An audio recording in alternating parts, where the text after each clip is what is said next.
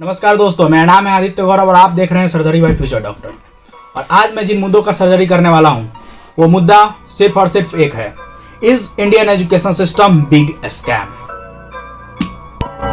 I just like the sound of it.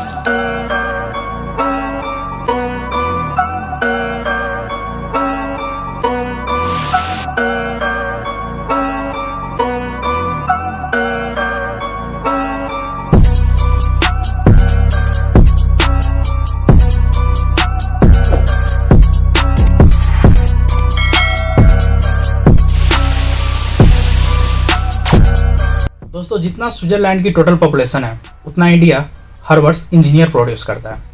इसके बाद भी रिसर्च एंड इनोवेशन की बात करें तो स्विट्जरलैंड नंबर 1 पे है और इंडिया उसके बाद भी नहीं। AACR की रिपोर्ट के माने तो 83% एजुकेटेड इंडियन आज के डेट में एम्प्लॉयबल है ही नहीं। ये जो सुंदर पिचाई, सत्य नेडुला की बात करते हैं, ये सब इंडिया से नहीं बल्कि इंडिया के बाहर से एजुकेशन लिए। ये जो सारी चीज़ें मैं बोल रहा हूँ, अगर इसके रूट कॉज को जानना है तो मुझे या फिर आपको कुछ वर्ष पीछे जाना पड़ेगा। ब्रिटिशर जब इंडिया पे रूल करने आए थे तो इनको ईस्ट इंडिया कंपनी को रन करने के लिए 2 मेजर चैलेंज थे। फर्स्ट, कम्युनिकेशन विथ इंडियन, और दूसरा, इन्हें कलर की और उनके कंपनी को चलाने के लिए लोगों की बहुत ही ज़्यादा ज़रूरत थी। इसके लिए उन्होंने एक एक्ट लाया, एजुकेशन एक्ट 1835, जिसके तहत उन्हें इन 2 चीज़ों में बहुत ही फ़ायदा हुआ। पहला कि उन्हें ऐसे बंदे मिल गए या फिर उन्हें ऐसे बंदों की तलाश थी जो कि चुपचाप अपना काम करे और उनके बताए हुए इशारों पे ही करे, वो ना कोई क्वेश्चन करे और न ही वो क्रिएटिव हो। पहला तो इनका ये काम पूरा हो गया, और दूसरा, जो उन्हें कम्युनिकेशन विथ इंडियन में प्रॉब्लम थी, ये भी उनका सॉल्व हो गया। इंग्लिश सबसे ज़्यादा बोली जाने वाली भाषा नहीं है, इसके बावजूद भी इंडिया में ये लैंग्वेज नहीं बल्कि एक क्लास बन के रह गया। रसिया, चाइना या फ्रांस की बात करें तो इन कंट्रियों में इंग्लिश को लेके इतना ऑब्सेशन नहीं है इंडिया जैसा। अगर इंडिया में इंग्लिश आप नहीं जानते हैं तो लोग आपको उतना अच्छा या पढ़ा लिखा नहीं समझेंगे। इसके बावजूद अगर आप इंग्लिश नहीं जानते हैं तो आप किसी और लैंग्वेज में जानते हैं या फिर किसी और लैंग्वेज में बात कर सकते हैं। 5 साल पुराना iOS भी आज के डेट में आउटडेटेड माना जाता है, जबकि हमारा इंडियन एजुकेशन सिस्टम, जो कि काफ़ी इंपॉर्टेंट है, ये सालों से बिना किसी चेंज के वैसा ही चले आ रहा है। हमें बेसिक हिस्ट्री की जगह इतना मोटा मोटा हिस्ट्री की बुक दे दी जाती है जिसे रटते रटते न जाने हम पागल होते फिरते हैं। जबकि आज टेक्नोलॉजी इतना मजबूत हो गया है या फिर इतना आगे चला गया है कि अगर आपको हिस्ट्री की किसी भी बातों को पता करना है या जानना है तो आप कहीं भी फ़ोन निकाल कर गूगल से जान सकते हैं या फिर किसी चीज़ का जवाब दे सकते हैं।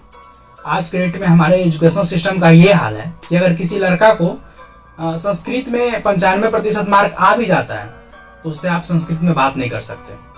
संस्कृत ही नहीं, किसी भी भाषा में, या फिर अगर किसी को भी देख ले तो वो उर्दू भाषा ले लिए, अगर उर्दू में उनको 95% मार्क आ गया तो उर्दू में भी बात नहीं कर सकते।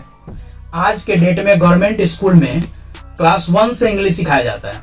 इसके बावजूद क्लास 12 के बच्चों से अगर आप इंग्लिश में बात करने की कोशिश करें तो उससे आप इंग्लिश में बात नहीं कर पाएंगे। वही दूसरी तरफ किसी 5 साल के बच्चों से आप इंग्लिश में बात कर सकते हैं। इन दोनों में और या फिर इन दोनों के पीछे अगर कोई कारण है तो वो कारण है इन्वायरमेंट। जिसे जैसा इन्वायरमेंट मिलता है वो ऐसी भाषा में बात करते हैं, और वही इंडिया में इन्वायरमेंट की जगह एजुकेशन को या फिर एजुकेशन का कॉज दिया जाता है। आज के डेट में हर स्टूडेंट को A+B का होल स्क्वायर का फॉर्मूला रटवाया जाता है। ये नहीं बताया जाता है कि हमारी जिंदगी में उसका यूज क्या है। और अगर सच पूछे तो जो टीचर हमें A+B का होल स्क्वायर का फॉर्मूला रटाते हैं उनसे भी पूछे तो उन्हें भी पता नहीं है। यहाँ तक कि हमारे स्कूल के प्रिंसिपल को भी नहीं पता A+B के होल स्क्वायर फॉर्मूला रटने के बाद हमारे लाइफ में इसका यूज क्या है। मैं ये नहीं कहता हूँ कि उसका यूज नहीं है, यूज है या फिर होगा, बट हमें ये बताया नहीं जाता। और वहीं अगर आप A+B के होल स्क्वायर के फॉर्मूले में 2AB की जगह 3AB कह दे तो ये लोग आपका भरपूर मजाक उड़ाएंगे और जितना हो सके आपको टीचर डांटेंगे भी। हमारे एजुकेशन सिस्टम में क्रिएटिविटी के लिए कोई भी जगह नहीं है।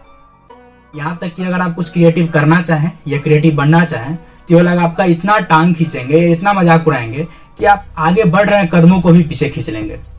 और अगर बात करें ऑप्शन की तो इनके पास केवल और केवल 3 ऑप्शन है, फर्स्ट साइंस और दूसरा कॉमर्स और तीसरा आर्ट्स।